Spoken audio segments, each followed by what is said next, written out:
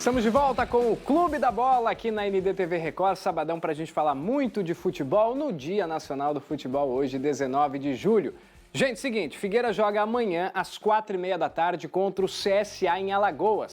3 pontinhos separam os dois na classificação. Figueirense está bem próximo do G8 e segue sonhando com a vaga na segunda fase. Cláudio, o que a gente pode esperar do Figueira? Olha, Cacá, o Figueirense enfrenta uma equipe que está com nível competitivo alto, porque está na semifinal da Copa do Nordeste e está nas oitavas de final da Copa do Brasil. Inclusive, joga no final desse mês contra o Vasco. Competições mais atrativas financeiramente, né? E que efetivamente acaba trazendo um desgaste físico, essa maratona de jogos. Jogou contra o Ferroviário pela Copa do Nordeste, jogou Série C e muito se discute lá a questão do foco, qual prioridade e tal. O Figueirense melhorou dentro de campo quando veio com esses 2 meias, né? O Gabriel Santiago e o João Lucas, desde o jogo contra o Brusque. Fez um excelente jogo, né? Venceu a equipe do Brusque e foi muito bem, principalmente no primeiro tempo, contra a equipe do Confiança. O problema foi a questão da finalização, esse último terço, a qualidade, né? Nessa definição de jogadas no ataque da equipe do Figueirense, mas produziu. Então o que se espera do Figueirense lá em Alagoas, né? No Estádio Rei Pelé amanhã, é essa boa produção ofensiva que o Figueirense teve nos 2 primeiros jogos. E, vamos dizer assim, oscilar menos durante a partida, porque o segundo tempo contra a equipe do Confiança, tá certo que o Confiança, né, teve uma arrumação de equipe, aliás, o Náutico, desculpa, né? Não foi o Confiança, foi contra o Náutico, são tantos jogos, né? Mas contra o Náutico, o técnico Hélio dos Anjos, experiente, voltou o segundo tempo um pouco mais precavido, com forte marcação, que ele tinha vindo de forma muito ofensiva. Então, se o Figueirense repetir, né, a questão, né, de um bom trabalho ofensivo que teve contra o Náutico e contra a equipe do Brusque, vai poder surpreender a equipe do CSA, que é favorita, que, como eu disse aqui, né, está num nível competitivo mais alto, com uma equipe mais bem preparada, tanto é que está aí disputando as competições nacionais, viu, Cacá? Se espera um Figueirense que mantenha essa produção ofensiva para tentar surpreender o CSA. A gente preparou uma arte com a matemática do Figueira na Série C do Campeonato Brasileiro. Lembrando que a Série C é só um turno para classificar para uma segunda fase, né? Então a gente está numa reta final já. 14 pontos conquistados do Figueirense. Nota de corte da Série C, 28. Então precisa de 14 pontos nas 7 rodadas finais. O aproveitamento atual é de 38%. É baixo. O aproveitamento necessário é 66,6%.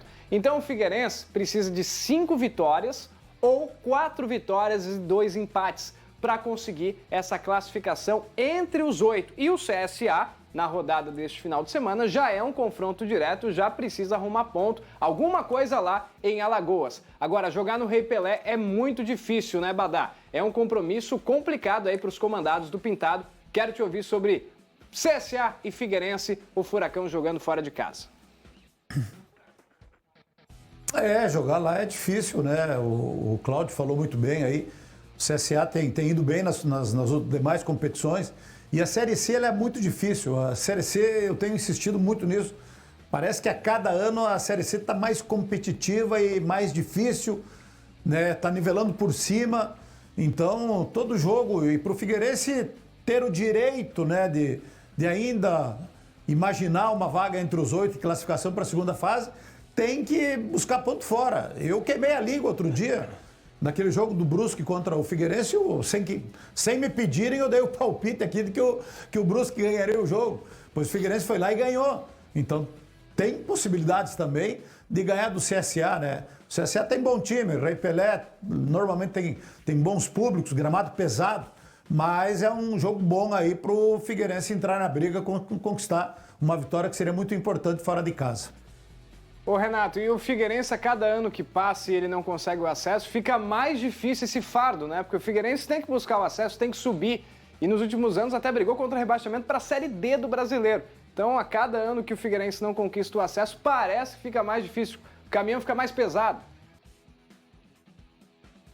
E esse ano a condição é que o Figueirense está mais para brigar para escapar do rebaixamento do que brigar na parte de cima. Claro, pode vencer 2 partidas em sequência e como está muito exprimido, assim como na Série B, e são 8 que classificam, né? Não são 4, ele pode até buscar essa vaga. Agora, não pelo que está jogando, né? A gente sabe que o futebol permite. Eu assisti o jogo contra o Náutico, aliás, foi uma das melhores partidas que eu vi o Figueirense fazer. Embora, Renato, mas não ganhou. Não ganhou porque os caras perderam o gol embaixo do gol. Foi umas 5 ou 6 oportunidades. O primeiro tempo para ser tranquilamente 2-0 para o Figueirense. O problema é o seguinte, o cavalo está passando encilhado e esse jogo contra o Náutico era e o Figueirense não está montando. Mais um ano de Série C do Campeonato Brasileiro vai ser difícil para o clube resistir, hein? Então o Pintado e os seus jogadores têm que fazer essa mágica aí de classificar entre os 8, porque pelo que produziu até agora, pelo aproveitamento que tem, pelo aproveitamento que precisa ter, vai ter que fazer uma mágica. Agora, se conseguir, aí é um outro campeonato. Aí você pega 8, separa, todo mundo do zero, é uma outra conversa. O Emerson, o CSA é muito favorito hoje. Quais são as chances do Figueira? Aliás, é amanhã o jogo, né? Quais são as chances do Figueira, na sua opinião? Acredito que tem chance sim, o Figueirense. Ele sabe, todo mundo sabe, a comissão técnica, jogadores que precisa vencer. 21 pontos em disputa, tem que fazer 14, segundo essa matemática, essa estatística. Não dá mais para vacilar, perder pontos em casa diante do Náutico, mas buscou contra o Brusque fora.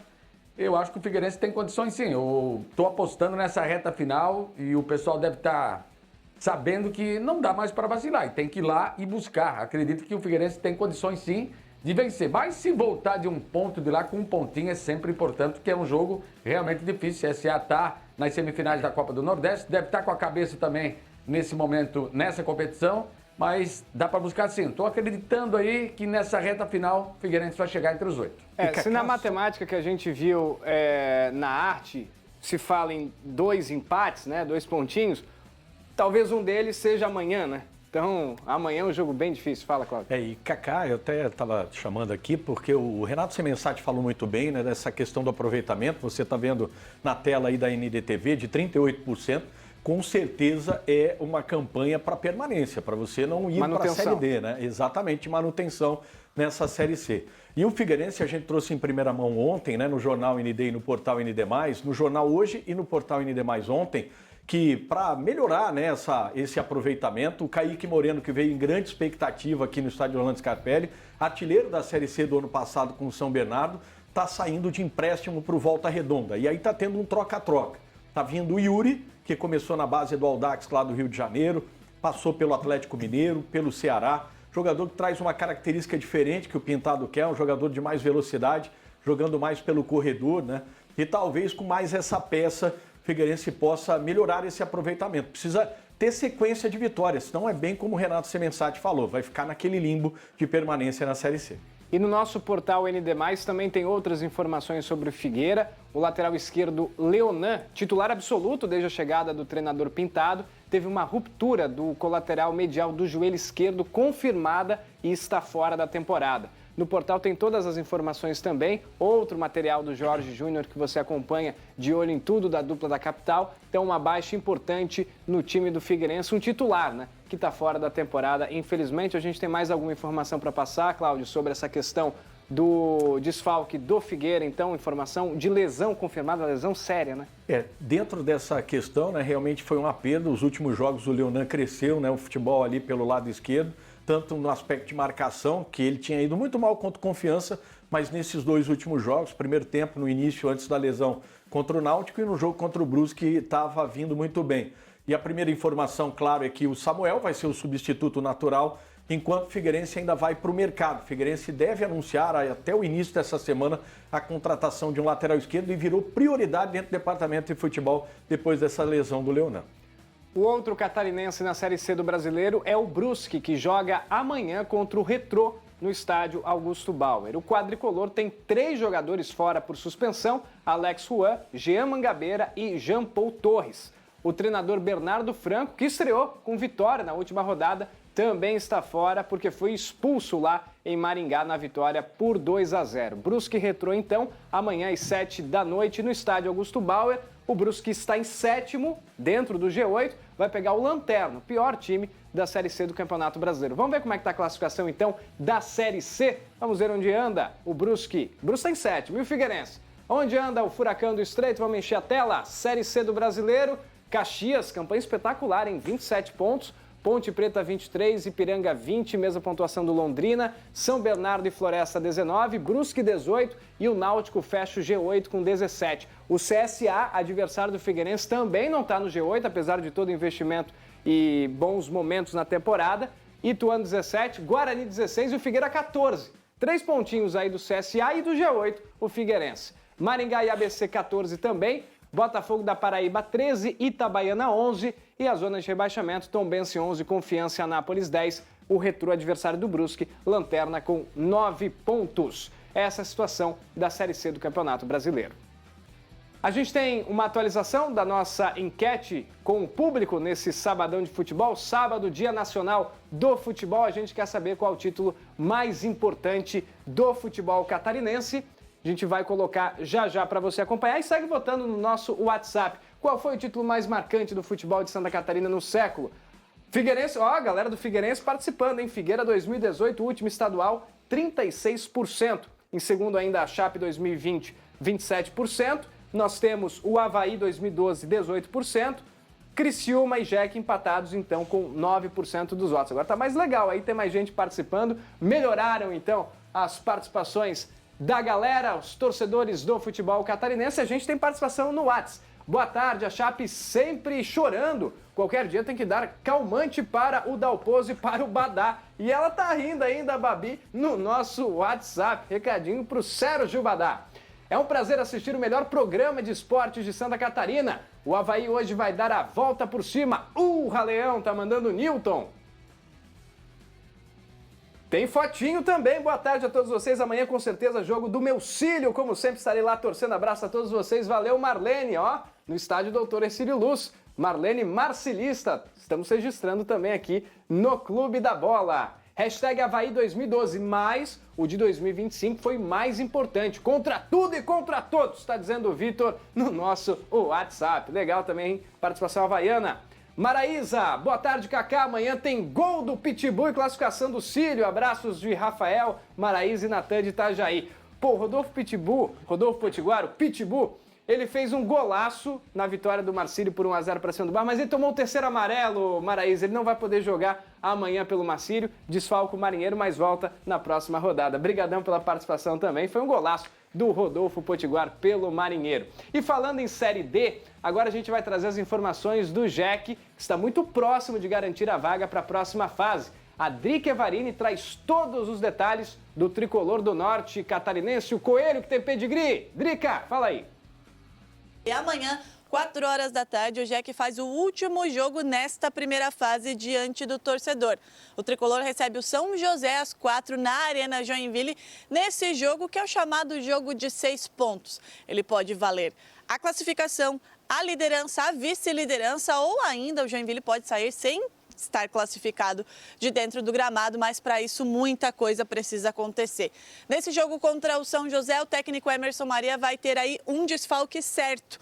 O meia atacante Keké rompeu o tendão de Aquiles em um treinamento durante a semana, já passou por procedimento cirúrgico, mas desfalca o time de toda a temporada e do começo do Campeonato Catarinense do ano que vem, muito provavelmente que também. E ele é o único jogador no departamento médico do Jeque. Todos os outros, até mesmo o volante Zé Vitor, que ainda não estreou, já estão em transição. Se o Jeque vence o São José, já assume a vice-liderança desse grupo 8 da Série D. Mas se contar com um tropeço do Barra, pode sair até mesmo com a liderança do grupo 8, classificado e com a liderança. No entanto, se empatar já garante a classificação, mas aí vai depender dos outros resultados para saber em qual posição vai terminar essa rodada. E se perder, coisa que nunca aconteceu na Arena Joinville atuando pela Série D, pode também garantir a classificação, mas aí vai ter que torcer para que o Marcílio Dias vença o Guarani e acabe com as chances do time gaúcho e defina esses 4 classificados ao mata-mata, ficando para a última rodada apenas a definição da posição e automaticamente do enfrentamento no primeiro mata-mata dessa Série D. Quem falou durante a semana sobre a expectativa, principalmente como o mental tem que estar forte para esse jogo de amanhã, é o zagueiro Naldo. Vamos ouvir. É ter o mental forte, né? Ter o mental forte, bem trabalhado ali com o Emerson Maria. ele deixa bem encaminhado para a gente ali. A gente manter o mental forte, trabalhar, foco, porque já está encaminhado já a classificação, né? Mas a gente tem que classificar bem diante do nosso torcedor, que merece também, está precisando. Todos os jogos estão indo. Parabenizar eles também, né? Porque são jogos longe e eles estão lá incentivando, motivando a gente. Parabenizar eles também. Legal, além de Joinville e São José amanhã, duelo de segundo com terceiro colocado no grupo da Série D do Brasileiro. Joinville muito próximo de conseguir a classificação. Hoje tem outro catarinense em campo, o Barra visita o São Luís em Juí. O São Luís já está eliminado, o jogo é às 4 da tarde, lá no 19 de outubro. O Barra, que é o líder, quer confirmar a melhor campanha para trazer o jogo da volta do primeiro mata-mata para a Arena Barra Futebol Clube. Então, é um jogo importante para o Barra e vencível também. Acho que até o Barra vai conseguir trazer o resultado muito positivo. Guarani de Bagé é o adversário do Marcílio, amanhã às 4 da tarde.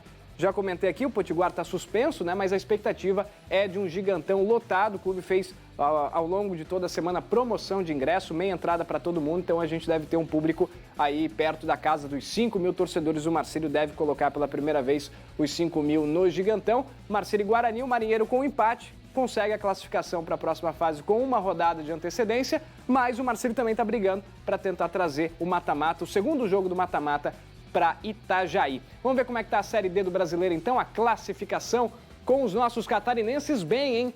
Esse ano estamos muito bem na Série D. Barra 23 pontos, São José 22, os dois já matematicamente classificados. O Jack, um empatezinho classifica, 21 pontos. Marcílio, 19, se empatar também está classificado. Guarani é o único que ainda tem chance de chegar e tentar tirar um dos catarinenses, 15 pontos. São Luís e Azures eliminados, 12 cumprem tabela na rodada e o Brasil de Pelotas, 10 também está eliminado. É uma belíssima campanha dos catarinenses, né, Emerson? Quero te ouvir. Acho que a gente, pela primeira vez aí na Série D, tem os três muito próximos da classificação e até de sonhar novamente com o acesso. Porque a gente já teve na Série D Joinville, Chapecoense e Brusque subindo. E o último acesso foi do Brusque em 2019. Muito tempo sem ninguém subir aqui em Santa Catarina para a Série C, né? E aqui o Metropolitano, que disputou por anos a Série D, bateu na trave em 2013. Fez o mata-mata antes da semifinal com o Juventude, empatou aqui no César, esse foi o problema, 2-2 e lá em Caxias do Sul 0-0. Foi eliminado e hoje o Juventude está onde? Está na Série A do Campeonato Brasileiro e o Metropolitano nem divisão tem, não está nem na Série D. Vai tentar aí a possibilidade via Copa Santa Catarina. Aliás, o Metropolitano nem vai, participar da Copa Santa Catarina por conta de falta de recurso, de perspectiva. A meta é terminar essa Série B estadual. O BEC, sim, vai participar da Copa Santa Catarina a partir de setembro, porque quer essa vaga para a Série D do ano que vem, quer ter calendário. Aqui na nossa região, só aproveitando esse gancho aí, o Santa Catarina está confirmado, vai disputar a Série D, o time de Rio do Sul, no ano que vem. Ali, Barra, Joinville, já entraram, Kaká, faltando 2 rodadas, e só um acidente vai tirar o Marcílio Dias, porque tem uma diferença grande ali em relação ao Guarani de Bagé, 4 pontos, 6 em disputa. O Círio também, acredito, que está dentro, vem de uma vitória importante, está motivado. É uma belíssima campanha, sem dúvida nenhuma. Aí é outro campeonato a partir da próxima etapa, porque é mata-mata. Lembra quem era o técnico do Juventude nesse confronto com o Metrô lá em 2013? Era o Lisca doido. Foi o primeiro grande trabalho do Lisca, né? Conseguindo esse acesso, comemorou muito. Ô, Badá, o que você tá achando aí da Série D do Brasileiro? Drica, a gente vai ficar muito feliz, será, no final do ano? Olha, a Série D ela é difícil, é complicada. Vai passar os 3, vão se classificar os 3. E depois daí tem que ver os mata-mata, né? Depois vários mata-matas até chegar lá na frente. Mas é um passo de cada vez. O importante agora é classificar e aí ver os cruzamentos, ver quem vai pegar, se vai jogar primeiro em casa ou não. Mas estão indo bem, né? Agora tem que se destacar o golaço do Rodolfo Potiguar, né, cara? O Rodolfo Potiguar, tu olha pra ele assim e diz, bom, esse aí já deu o que tinha que dar. Daí não sai mais nada. Daí o homem vai lá e me faz aquele gol, cara. Eu vi pelos 2 ângulos. Prêmio Puskás para Rodolfo Potiguar. Mas que golaço que fez esse cara no último jogo. Então, Classifica os 3 aí, nós vamos torcer muito pelos catarinenses para que vão avançando de fase e quem sabe possam sair dessa Série D aí, porque essa aí é lazarenta, viu, seu Kaká? Tô assinando embaixo, viu, Badá? Alô, FIFA! Alô, Prêmio Puskás aí pro Rodolfo Potiguar. E interessante, falando do mata-mata da Série B, porque o quarto colocado do nosso grupo que a gente viu vai pegar a Inter de Limeira, que é o bicho-papão aí que tá no outro grupo. Então, por isso que é importante fugir da quarta colocação. E aí, Jack Marcílio tem esse risco de classificar em quarto e vai pegar um jogo difícil contra a Inter de Limeira, decidindo fora de casa o segundo jogo. Então, por isso, a rodada ainda é importante nesse final de semana e no outro, quando fecha a primeira fase. Agora a gente vai falar da Série B do Campeonato Catarinense, que também está na reta final, a segundona do nosso estadual. O Emerson, o Beck é a melhor campanha da Série B do Catarinense. É o favoritaço ao acesso para a Série A do ano que vem? Já foi mais favorito, no meu ponto de vista, porque eu até escrevi ontem, Kaká, sobre o desempenho do Blumenau, que tem todos os méritos, só precisa de uma vitória para terminar na primeira colocação ou na segunda, e os 2 primeiros vão direto para as semifinais. Joga contra o Fluminense amanhã, lá em Joinville.